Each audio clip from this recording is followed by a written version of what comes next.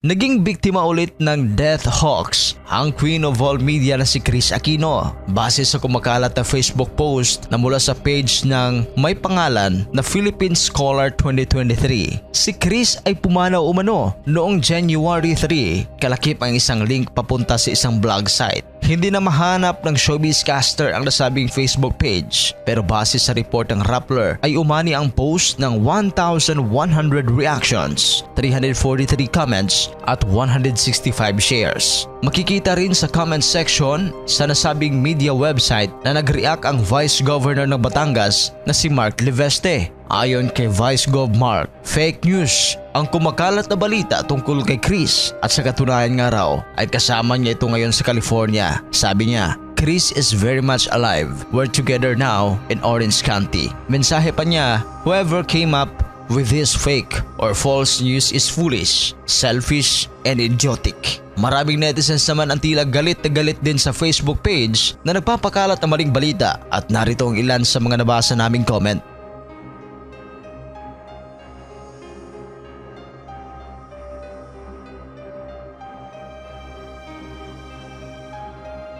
Kung maalala taong 2022 nang tila naging suki ng death hoax si Kris na agad namang pinabulaanan mismo ng dating TV host. Si Kris ay kasalukuyan nakikipaglaban sa ilang autoimmune diseases. Kabilang na riyan ang chronic spontaneous urticaria, autoimmune thyroiditis at Krog-Strauss o EGPA na isang rare and life-threatening form of vasculitis. Siya ay nasa US noon pang taong 2022 upang magpagaling at sumailalim sa ilang treatments.